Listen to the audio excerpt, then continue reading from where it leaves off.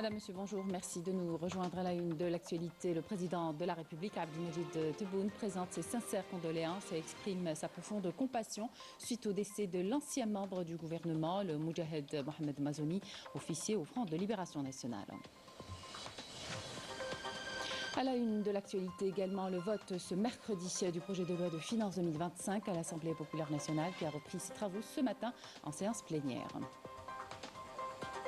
L'actualité, c'est aussi l'installation hier par le ministre de l'Intérieur, Brahim Red, de Djilali Doumi, nouveau wali de Médéa. On s'intéresse ce matin à la culture du colza qui prend de l'aisance en Algérie. Les perspectives sont prometteuses, notamment avec l'extension des superficies dédiées à cette culture par les autorités dans la commune d'El Raouia à Tiaret.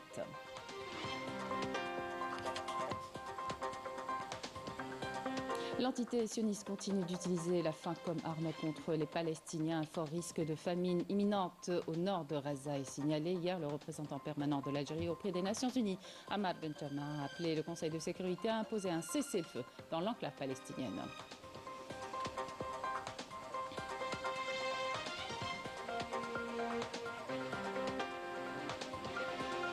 Et au Maroc, de nouvelles manifestations ont éclaté hier soir dans plusieurs villes pour dénoncer l'accostage à Tanger du navire transportant des armes vers l'entité sioniste dans un contexte de crise économique et sociale sans précédent où la pauvreté gagne du terrain parmi la population. Bienvenue à tous. Le président de la République, Abdelmajid Tebboune, a présenté ses sincères condoléances et exprimé sa profonde compassion suite au décès de l'ancien membre du gouvernement, le Moudjahed Mohamed Mazouni, officier au Front de Libération Nationale. En cette douloureuse épreuve, le président de la République présente ses sincères condoléances, ses condoléances les plus sincères à la famille du défunt et à la famille révolutionnaire, priant Allah, le Tout-Puissant, d'accorder aux défunts sa sainte miséricorde, de l'accueillir en son vaste paradis et de prêter patience et réconfort à ses proches. L'actualité parlementaire, les membres de l'Assemblée populaire nationale ont entamé ce matin le vote du projet de loi de finances pour l'année 2025.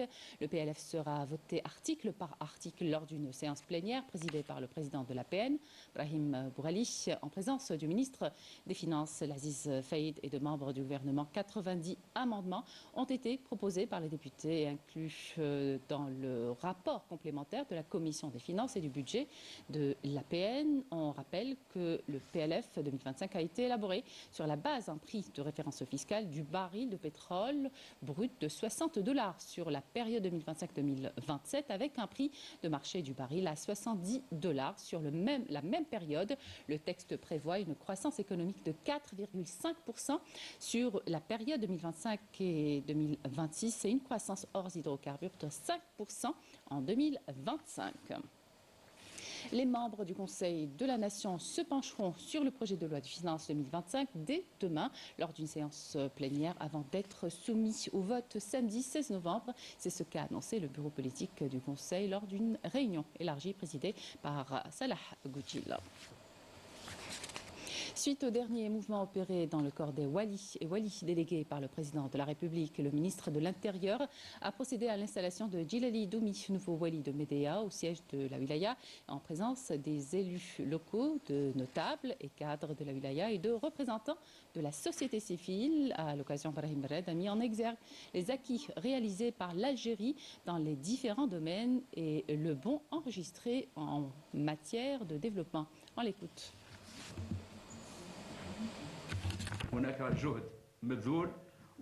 Les efforts déployés ont permis de changer les choses, que ce soit au niveau des villages ou des agglomérations, et ce grâce à la bonne gouvernance du président de la République qui s'est engagé, lors de son premier mandat, à accorder aux citoyens, où qu'ils soient, ce qui leur revient de droit, de les sortir de la marginalisation et de leur offrir l'égalité des chances, que ce soit au niveau des grands centres urbains ou des villages. D'ailleurs, nous pouvons observer que même dans le cadre du logement individuel, situé à l'écart des agglomérations, l'éclairage est assuré et des routes sont construites.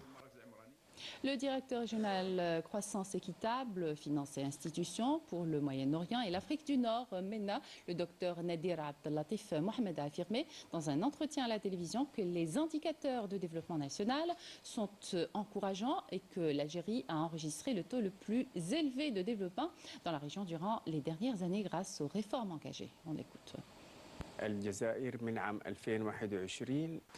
En 2021, l'Algérie a réalisé un taux de croissance de plus de 3%, un taux parmi les plus importants enregistrés dans la région MENA.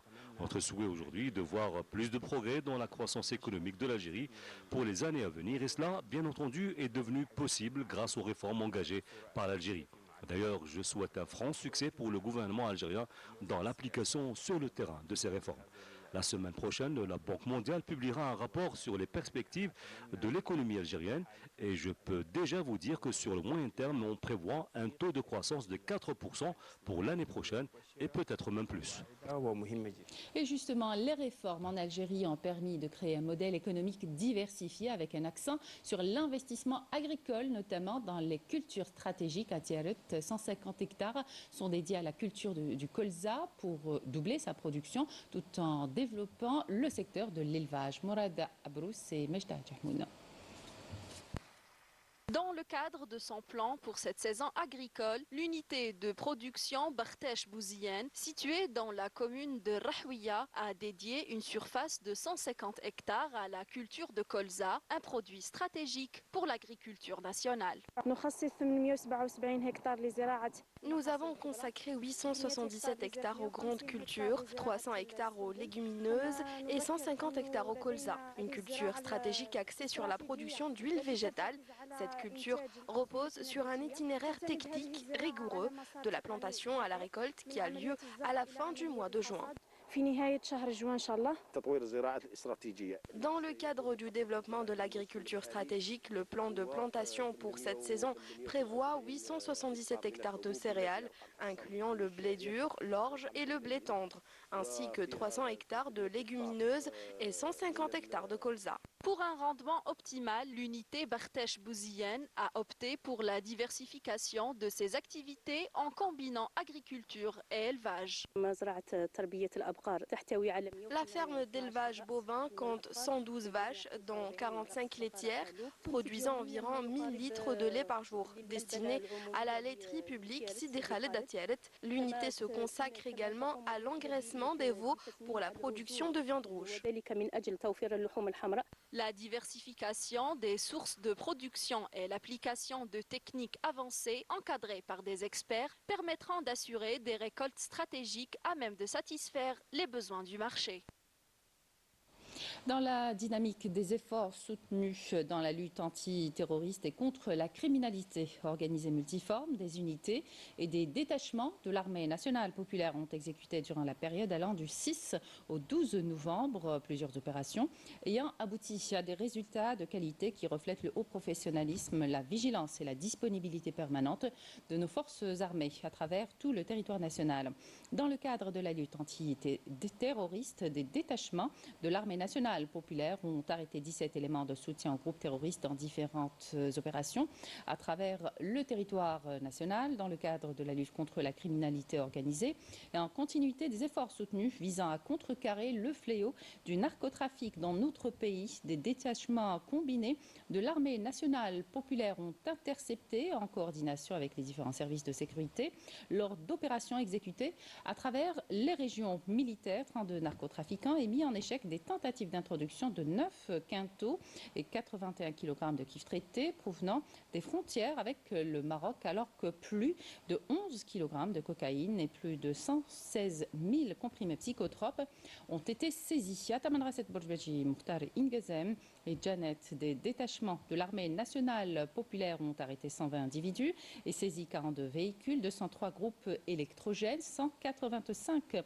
marteaux-piqueurs, 7 détecteurs de métaux ainsi que des quantités de mélange d'or brut et de pierre, d'explosifs, d'outils de détonation et d'équipements utilisés dans des opérations d'orpaillage illicites. De même, 20 autres individus ont été arrêtés et 9 fusils de chasse, 2 pistolets automatiques, plus de 33 000 litres de carburant, 58 quintaux de tabac ainsi que 63 tonnes de denrées alimentaires destinées à la contrebande et la spéculation ont été saisis, et ce, lors d'opérations distinctes à travers le territoire national. D'autre part, les gardes-côtes ont déjoué au niveau de nos côtes nationales des tentatives d'émigration clandestine et ont procédé au sauvetage de 413 individus à bord d'embarcations de construction artisanale, alors que 314 immigrants clandestins de différentes nationalités ont été arrêtés à travers le territoire national.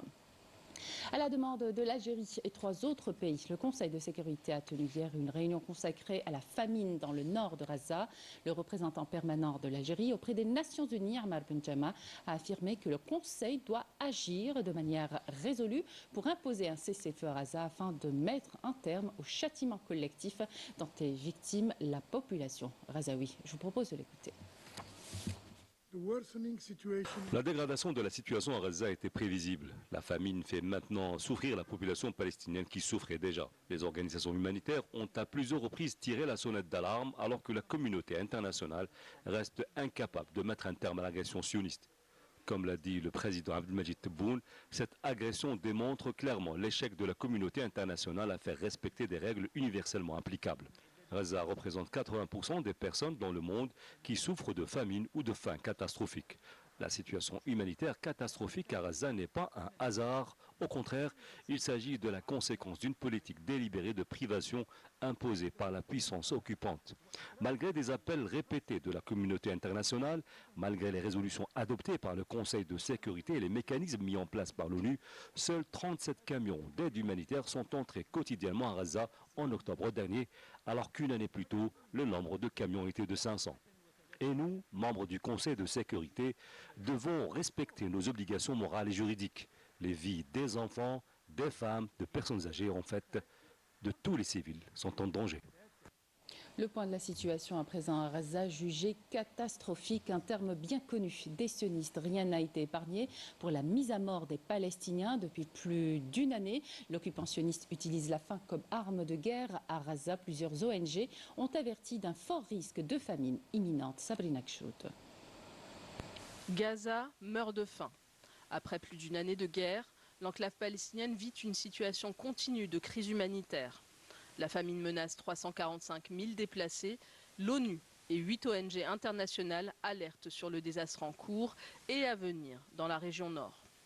Catastrophique, c'est le niveau 5, soit le plus haut niveau sur l'échelle d'évaluation de la sécurité alimentaire. 16% de la population est confrontée à des difficultés graves à se nourrir, dans un contexte de détérioration rapide des conditions de survie des Palestiniens de Gaza. Faim, malnutrition et surmortalité due à la malnutrition et aux maladies augmentent rapidement dans la partie nord, impitoyablement ciblée par l'entité sioniste depuis un mois. Il faut dire qu'outre les frappes aériennes contre les civils, l'entité scélérate utilise la faim comme arme de guerre en réduisant l'aide humanitaire à son niveau le plus bas depuis le début du génocide. Dans la zone assiégée du nord de l'enclave, aucune nourriture n'a été autorisée à entrer pendant un mois entier. Avec d'autres ONG, l'UNRWA constate que l'accès de l'aide humanitaire à Gaza est affreusement insuffisant.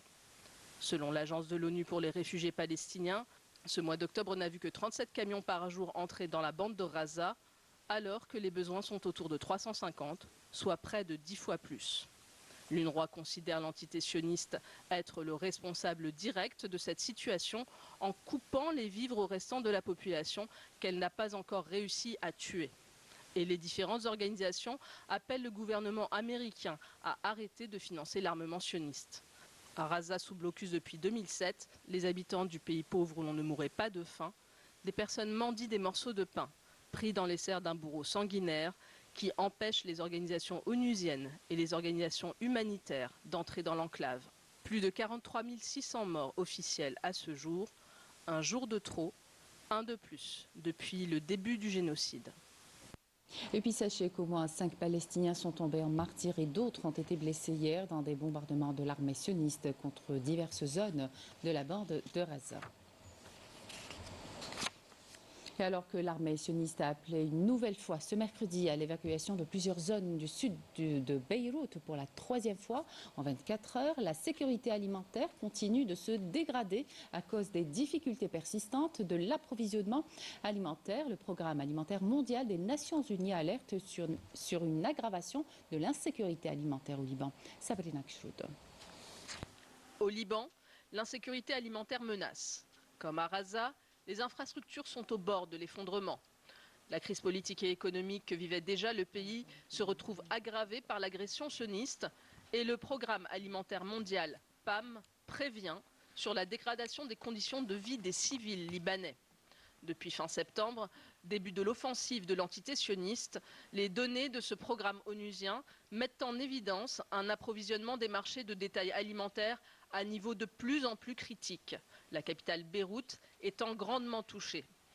En outre, l'inflation atteint des niveaux préoccupants, en particulier dans l'Akkar et le nord de manière générale.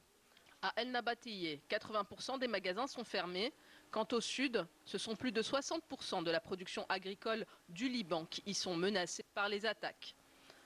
Le centre d'appel du PAM indique avoir reçu la semaine dernière, en seulement 7 jours, près de 2760 demandes d'aide. Un quart des Libanais se retrouvent affectés par cette agression sioniste, soit 1,4 million de personnes, et plus de 875 200 d'entre eux se retrouvent déplacés à l'intérieur du pays. Dans le même temps, les autorités de Beyrouth indiquent que 561 800 personnes ont passé la frontière vers la Syrie, tandis que 30 000 se sont réfugiés en Irak. Hier, au moins 5 personnes sont tombées en martyrs dans une frappe sioniste ayant visé une localité du sud du pays.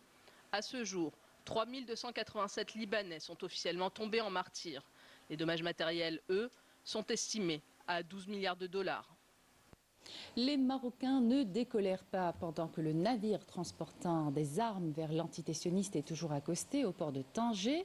De nouvelles manifestations ont éclaté hier soir dans cette ville, à Rabat ou encore à Casablanca pour dénoncer la complicité du Makhzen avec la machine génocidaire sioniste. Raouf Hamouch.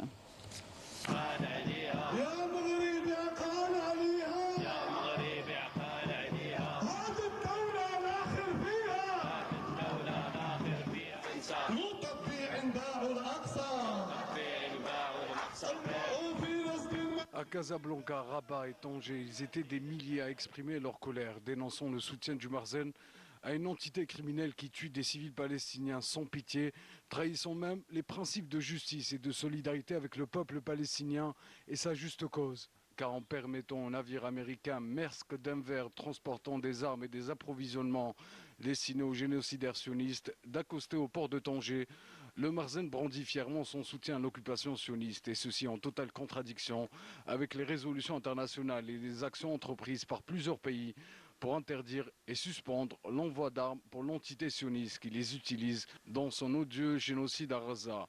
Pour le peuple marocain, c'en est trop. L'Espagne a catégoriquement refusé de recevoir le navire chez elle. Le Makhzen, lui, accueille à bras ouverts la cargaison d'armes destinées à tuer des Palestiniens. C'est une honte et en même temps une trahison pour notre peuple frère palestinien. Nous allons continuer à sortir pour manifester notre refus catégorique à la normalisation du Makhzen avec l'entité sioniste. Nous voulons dire à notre frère palestinien que nous nous désolidarisons totalement de cet acte ignoble et traître.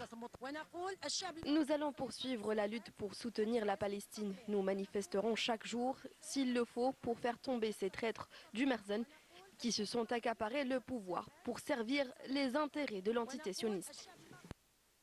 Face à ces mouvements de protestation, la réponse du Makhzen a été des plus violentes. Répression et arrestation en masse pour faire taire la grogne populaire. Le Maroc traverse une crise économique et sociale sans précédent où la pauvreté gagne du terrain. Les rapports internationaux se multiplient, révélant une situation financière préoccupante. Le dernier en date, publié par la Banque européenne d'investissement, place le Maroc parmi les pays les plus endettés d'Afrique, soulignant la gravité de la crise qui frappe le royaume. Ismahan Sultan, Marine Damis. Les Marocains peinent à joindre les deux bouts. Ils luttent quotidiennement pour subvenir à leurs besoins et préserver leur dignité. Tandis que le Makhzen a choisi de tout vendre à l'Occident au détriment de son peuple. Des rapports internationaux ont mis en lumière les failles du régime corrompu du Makhzen, comme le dernier rapport de la Banque européenne d'investissement. Celui-ci classe le Maroc parmi les pays les plus endettés d'Afrique, avec une dette atteignant 30% du PIB. Les ménages marocains, livrés à eux-mêmes, figurent parmi les plus pauvres d'Afrique, dépendant des emprunts pour subvenir à leurs besoins et faire face à des charges financières croissantes. Un rapport de l'Union européenne souligne que les familles marocaines accablées de dettes, de pauvreté et de faim se tournent vers le crédit pour des besoins essentiels comme le logement, l'éducation ou encore la santé. La dette des ménages a atteint 330 milliards de dirhams, avec les employés représentant 67% des emprunteurs. Les signes de cet effondrement s'aggravent, plongeant le régime du Marzen dans un chaos, incapable d'alléger le fardeau de la dette et de ses intérêts croissants. Pendant que les grandes ressources du pays sont exploitées par les élites du Marzen, le citoyen marocain se contente de ses maigres revenus pour survivre. L'accord de normalisation avec l'entité sioniste n'a pas sorti le Marzen de l'impasse, bien que le régime ait suivi aveuglement les injonctions de l'entité sioniste. Le Maroc apparaît ainsi dans une spirale d'endettement et de fragilité sociale, mettant en évidence l'incapacité du Marzen à répondre aux besoins de son peuple, tout en satisfaisant les attentes de ses alliés. La répression marocaine des Sahraouis est quasi quotidienne. Le Marzen viole les droits des Sahraouis en toute impunité et même en connivence avec certains États comme la France. Violence, kidnapping, emprisonnement, assignation à résidence, menaces et viols sont le lot du peuple de la dernière colonie d'Afrique. Melinda Misson. Le Maroc opère des violations systématiques des droits de l'homme et du droit international humanitaire dans les territoires occupés du Sahara occidental. Une situation marquée par une répression persistante et des violations graves des droits fondamentaux du peuple sahraoui. Dans une récente déclaration, Lekhal Ma'al-Ainin, représentant permanent de la République sahraoui auprès de l'Union africaine, a réitéré l'attachement inébranlable du peuple sahraoui à son droit inaliénable à l'autodétermination. Malgré les appels répétés pour l'élargissement du mandat de la mission des Nations Unies pour l'organisation d'un référendum au Sahara occidental afin de surveiller le respect des droits humains, le Maroc fait la sourde oreille et continue d'éviter toute responsabilité à ce sujet. L'ambassadeur sahraoui pointe aussi du doigt la complicité internationale, en particulier celle de la France, qui reste silencieuse face aux multiples violations perpétrées par l'occupant marocain. Une situation qui accentue le désarroi du peuple sahraoui dont les droits fondamentaux continuent d'être bafoués.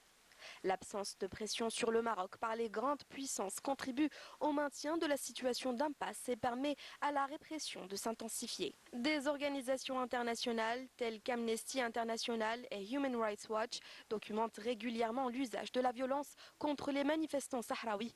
En dépit de ces preuves accablantes, la communauté internationale reste en grande partie muette face à cette répression, alors que le peuple sahraoui continue de réclamer un soutien plus affirmé. Les territoires sahraouis occupés connaissent une situation tragique en matière de droits humains, marquée par des violations commises par les forces d'occupation marocaines. Ce constat est documenté en continu par des organisations internationales de droits humains telles que Amnesty International et Human Rights Watch, ainsi que la MINURSO. Le dernier rapport en date est celui du secrétaire général des Nations Unies, Antonio Guterres, présenté au Conseil de sécurité. Tous ces rapports et témoignages confirment les exactions commises par les autorités marocaines en tant que force occupante. De son côté, la défenseure des droits humains sahraoui, Ghalia Abdallah Jimi, dénonce une intensification des violations allant des expulsions forcées à la répression des voix dissidentes. Les témoignages des proches des prisonniers sahraouis tentent tant bien que mal de mettre en lumière les conditions de détention critiques et les pratiques répressives auxquelles font face ceux qui luttent pour l'indépendance du Sahara occidental. Et puis sachez que la coordination des associations de solidarité avec le Sahara occidental a appelé toutes les associations, groupes et organisations de solidarité avec le peuple sahraoui à manifester samedi prochain à Madrid pour afficher leur soutien au Sahara occidental et réclamer l'autodétermination de son peuple. La coordination vise à dénoncer les accords de Madrid qui ont condamné le peuple sahraoui à plus de 4 décennies d'exode et de souffrance. Sport, l'équipe algérienne de football est à Malabo en vue de son match face à la Guinée équatoriale, prévu demain au stade de Malabo à 14h, heure algérienne, pour le compte de la 5e journée du groupe E des qualifications à la Coupe d'Afrique des Nations 2025.